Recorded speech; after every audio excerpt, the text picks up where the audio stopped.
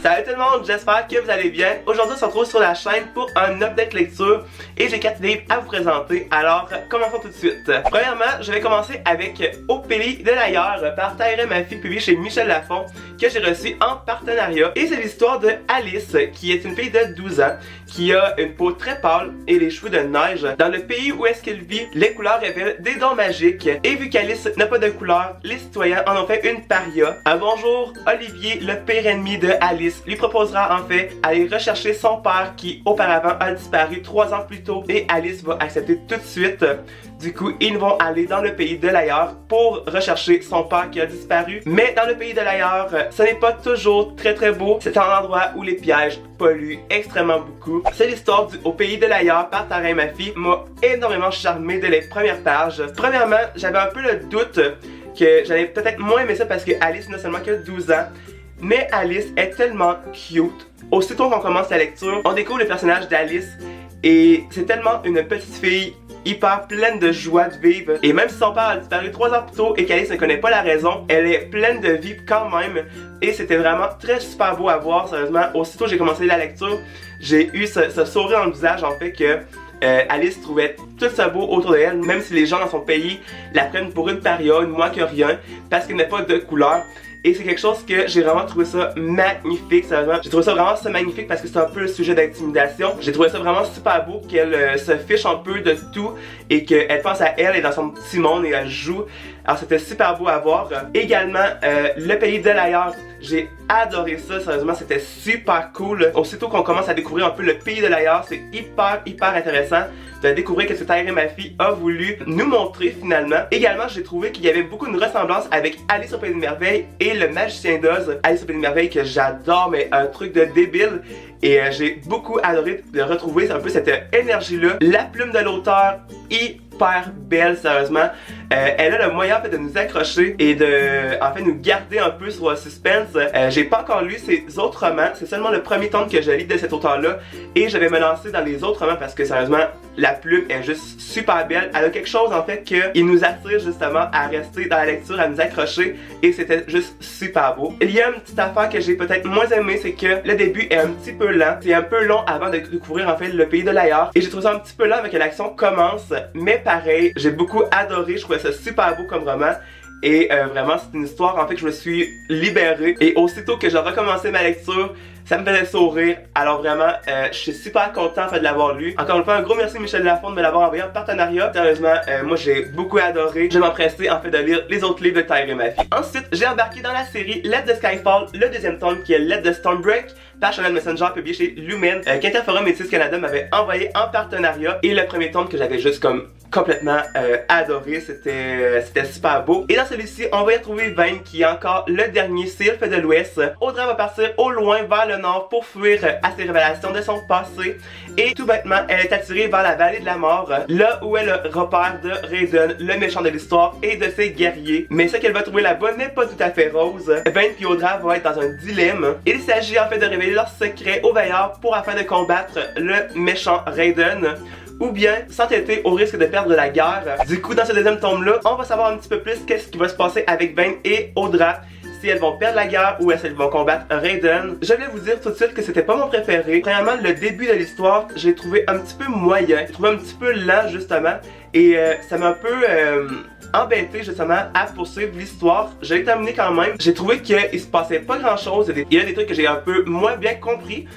Peut-être que c'était un peu moins bien expliqué. Encore là, j'ai beaucoup aimé le personnage de Audra, qui est encore une fois super froide. Même on peut dire qu'elle est méchant.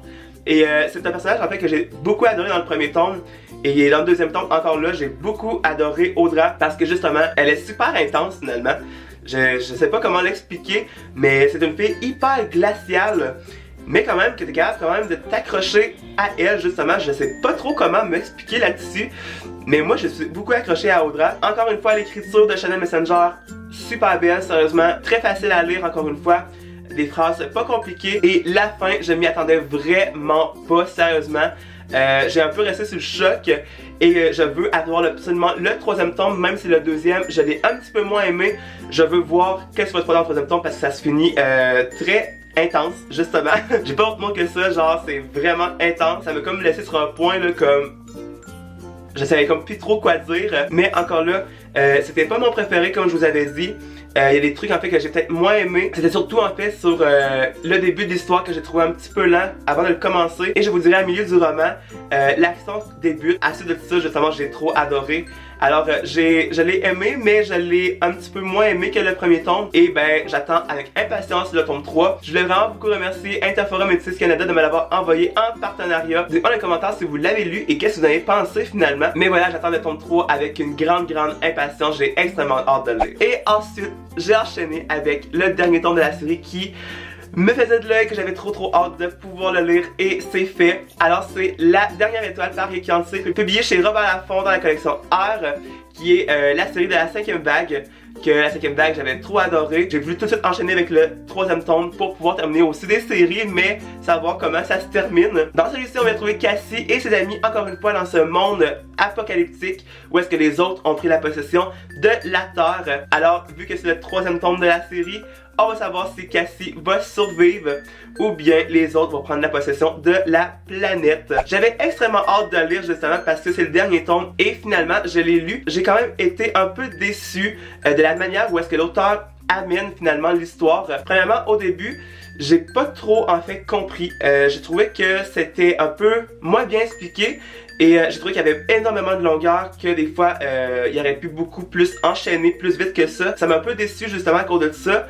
Mais toutefois, j'ai quand même persisté, j'ai pas arrêté ma lecture pour autant et j'ai continué. J'ai beaucoup adoré de retrouver les personnages, aussi l'ambiance justement post-apocalyptique qu'il y avait dans ces romans-là. Et vraiment là, j'ai beaucoup adoré par exemple tout comment les personnages vont tenter d'éliminer les autres. La situation change tout le temps et c'est quelque chose qui m'a extrêmement stressé parce que je voulais savoir comment il allait finir pour pouvoir éliminer les autres ou bien si c'est les autres qui vont éliminer les restants d'humains sur la planète. Ça pour ça, j'ai adoré, ça m'a énormément stressé, énervé, même à un moment donné j'ai sacré, je capotais, j'étais vraiment là dedans à fond, même si toutefois il y avait des petites longueurs pareilles. Encore une fois, le style d'écriture de l'auteur, j'ai adoré ça, qui reste dans le même style d'écriture que les autres tomes précédents parce qu'on voit beaucoup ça des fois, parce que les auteurs changent un peu leur style et moi un peu ça m'énerve, ça me rend cinglé justement que les auteurs fassent ça des fois, ça me fait délirer. Mais la fin, oh my god, si vous avez pas lu le dernier tome de la série La 5e vague, sérieusement il faut que vous le lisez parce que la fin j'ai été choqué. J'étais comme j'ai failli tirer mon livre genre à terre, là, vraiment l'échapper. Je m'y attendais vraiment pas. On dirait que genre je lisais de plus en plus et j'étais comme là, oh my god, qu'est-ce qui va se passer? Je sais que j'en shakeais parce que je stressais trop, je tremblais, mes mains tremblaient, je lisais puis j'étais comme oh my god. Mais ah non, vraiment la fin, j'ai été vraiment sur le choc, j'étais sur le cul là, pendant quelques jours justement que j'ai pas lu parce que j'étais comme non, ça se peut pas là. C'était un bon livre avec peut-être quelques défauts à l'intérieur, mais juste avec la finale, j'étais choqué. J'adore ça quand les livres ça me surprend comme ça, que je m'en attends pas. Et j'essaie pas aussi de démystifier qu'est-ce qui va se produire à la fin. Je veux vraiment avoir la surprise. Et je peux vous dire que ça m'a vraiment beaucoup surpris. Encore une fois, un gros merci à Robert Laffont et la collection Art de me l'avoir envoyé en partenariat. Et dites-moi dans les commentaires si vous l'avez lu lui aussi, que vous avez pensé justement de la finale. Alors, un gros merci Robert Laffont et la collection Art. Et finalement, je termine l'objet de lecture avec Sky Munsey et les dinosaures, qui est le premier tome qui s'appelle L'Arche perdue par Laura Martin, publié chez Michel Lafon, que Michel Lafon m'avait envoyé en épreuve non corrigée. Je voulais remercier Christine de Michel Lafon avec qui je travaille pour les partenariats de me l'avoir envoyé en épreuve non corrigée parce que le livre sort le 9 mars. Et je peux vous dire que vous devriez mettre ce livre-là dans vos agendas. 9 mars, achetez Sky Munsey. C'était une histoire vraiment fabuleuse. Pour vous mettre un peu dans le contexte, c'est un peu un après Jurassic Park. Les dinosaures ont été clonés et élevés sur notre planète. Toutefois, les citoyens n'ont pas eu vraiment le choix. S'ils voulaient survivre, ils devaient se cacher. Du coup, ils ont créé des bunkers en dessous de la terre justement pour pouvoir y vivre et s'y cacher. Mais il y a 5 ans, Jack Munsey décide mystérieusement de s'enfuir du bunker pour une raison qu'on ne connaît pas. Et il abandonne en fait sa fillette, sa fille de 7 ans, qui est Sky Munsey. Et dans cette histoire, aujourd'hui, on va découvrir Sky Munsey, qui est une fille d'à peu près 12 ans justement, qui découvre en fait le message de son père, que le sort des humains dépend d'elle, accompagnée par son meilleur ami Sky Munsey, qui quittera le bunker pour accomplir la mission que son père lui a transférée. et aussi parce qu'elle veut découvrir pourquoi son père a mystérieusement disparu il y a 5 ans plus tôt. Mais par contre, il y a un pépin, c'est que personne ne peut survivre dehors à travers tous ces dinosaures. Alors ce roman-là, quand je l'ai vu, j'adore Jurassic Park, j'aime beaucoup les dinosaures et j'ai voulu le lire tout de suite. Cette histoire-là m'a vraiment beaucoup enchanté. Par contre, j'avais un petit peu peur parce que Sky Mundi était jeune. J'avais peur qu'elle ne soit pas assez mature, qu'elle soit un petit peu enfantin, mais pas du tout au final. Sky aura des tâches à accomplir et elle devra prendre des décisions et toutes ces décisions sont hyper bien comptées, super bien pensées. Et c'est vraiment quelque chose que j'avais adoré chez le personnage principal, où est-ce qu'elle va vraiment penser avant d'agir. Pour une petite fille de 12 ans, justement, j'ai beaucoup trouvé ça adorable, c'était super cool. L'univers que l'auteur a créé avec les dinosaures, c'était juste vraiment beau, sérieusement. On voyait en fait dans les bunkers comment c'était fait, c'était super intéressant et on se dit aussi des fois si ça pourrait arriver, où est-ce que les dinosaures des fois reprendraient la possession de la Terre, est-ce qu'il faudrait faire ça? On sait jamais finalement, mais c'était vraiment super bien pensé, super bien décrit. J'imaginais tellement bien l'histoire, c'était vraiment incroyable. Mais toutefois, j'ai beaucoup plus adoré quand elle décrivait les dinosaures. Il y a une note de l'auteur où est-ce qu'elle explique qu'elle faisait des recherches beaucoup sur les dinosaures et la plupart des dinosaures dans le roman ont vraiment existé. Et j'ai beaucoup adoré en fait qu'elle recherche beaucoup les sujets finalement, vraiment bien les décrire et que ce soit un peu la vraie vie finalement, la vraie vie dans une fiction. Alors j'ai beaucoup adoré ça, c'était super cool parce que tu pouvais un peu plus apprendre justement sur les dinosaures qui ont déjà existé sur la planète. Je donne vraiment mon chapeau à l'auteur qui a décidé de faire des recherches approfondies sur les dinosaures qu'elle voulait prendre pour son roman. Et à la place de en créer par elle-même, j'ai trouvé qu'en fait ça donnait un petit peu plus de réel à l'histoire. Je trouvais ça vraiment génial.